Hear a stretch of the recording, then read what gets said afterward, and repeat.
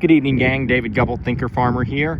I'm here in Virginia in the Shenandoah Valley. You can kind of see the mountains on the edge. I'm on my way to my new farm job. I'll be introducing that in a later video. And stop for the night at a Days Inn and notice this sign across the street, land for sale. And I couldn't resist the urge to call the number. And just got a realtor's number, and so anyway, didn't really find out. I was curious, not necessarily because I'm going to be buying land in the near future, but just curious what would be the cost of land in this area and what would be the how much land they're selling. I can see from the cedar line, kind of in line with those telephone poles, you can see. Of course, it's right next to Interstate 81. I mean, literally, I might as well give a perspective of where I'm at first. You can kind of see that sign over there in the distance for a gas station, a Circle K. It's an inn over there. Of course, like I said, that's south. That's South 81. And equipment yard across the interstate over there. And North 81. The inn where I'm staying at, and busy highway through here. So I'm sure the price of land isn't going to be based on like anything. It's not going to be based on its agricultural value, but you know, the old tree line is about in line with the power line here. You've got cedar line there, and I can see the old fence. So it was used for cattle, most likely. You can see in the distance cattle grazing, and same thing across the street. And anyway, I'm always intrigued what land prices are going for. And so about 12 years ago, some of you may know this, I don't know. 12 years ago, Joel Salatin wrote a book titled Fields of Farmers. And it was essentially, you know what, nobody's probably going to come tell me I'm trespassing. I'm just going to sneak down and look a little closer at this property. If something happens, I'll have to cut the video off, but I'm not really snooping, not all that much. So anyway, about 12 years ago, Joel Salatin wrote a book titled Fields of Farmers, and it was essentially about interning, mentoring, partnering, farmers partnering, working together, interning, working together. And the whole the big backdrop to the book was that in the next 20 years, so the book was written in 2012, so in the next 20 years, so by about 2030, 2035, about 10 years from now, half of all the land, equipment, and basically agricultural capital or value was going to change hands, and essentially, yeah, just change hands, whether that's farmers dying, farmers retiring, selling their property, estate settlements.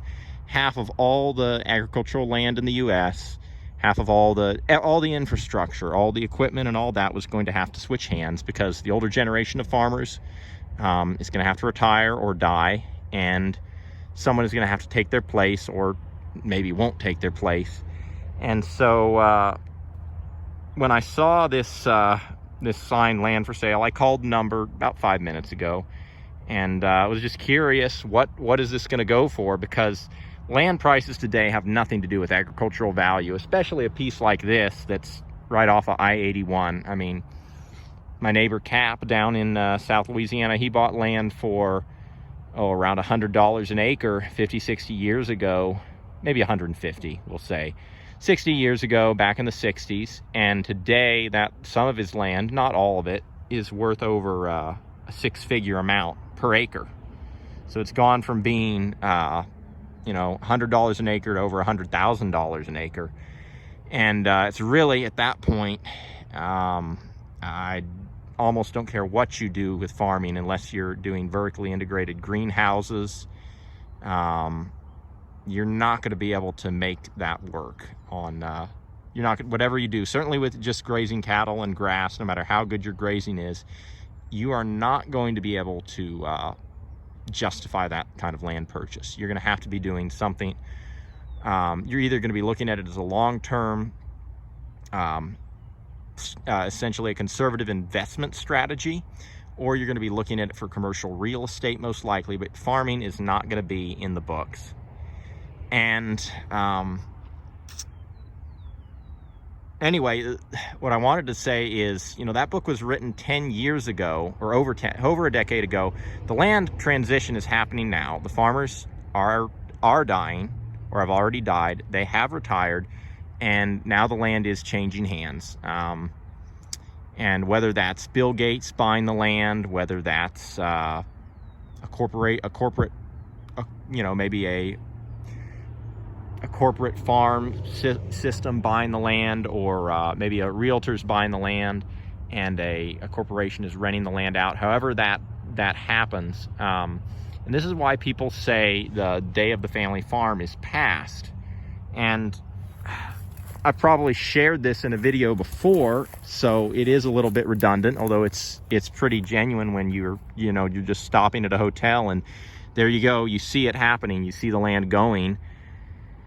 Yeah, this is the old fence here. It's definitely been using it for cattle. I don't know if you can see manure under that cedar tree there.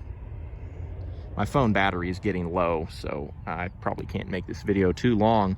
But what I wanted to ask everybody is, at what point, or to what point, should economics be making decisions about how the world goes around? I'm a big believer in capitalism. I'm a big believer in free enterprise and the free market. At the same point, we can easily let economics drive everything in our agricultural system.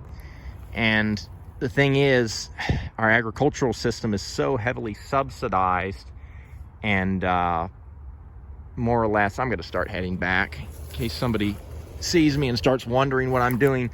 At some point, you know, we know our agricultural system has been so subsidized by the government.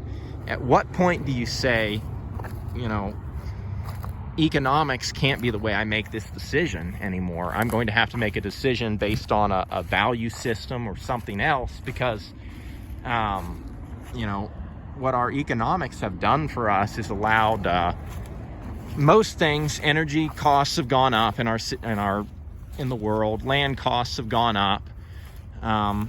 Mostly anything in farming has gone up. I mean, but electronics and such, I mean, today you can get I couldn't even tell you the exact numbers, but you buy a laptop that today would be considered obsolete, out of date, junk. 20 years ago, it was worth maybe $5,000. Today, it wouldn't be worth $50, you know. And in our culture, we've got STEM, science, technology, engineering, and mathematics, that is driven the costs of certain things down and the costs of other things up.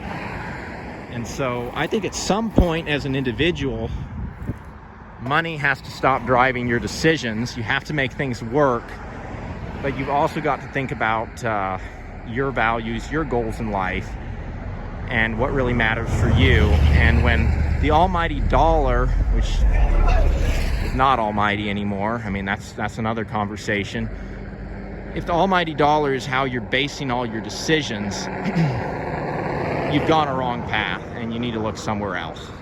But anyway, I'm going to leave it with that. But land for sale right here off of Interstate 81. Anyway, I'm going to get down the road. Blessings to the journey, gang, and keep it real.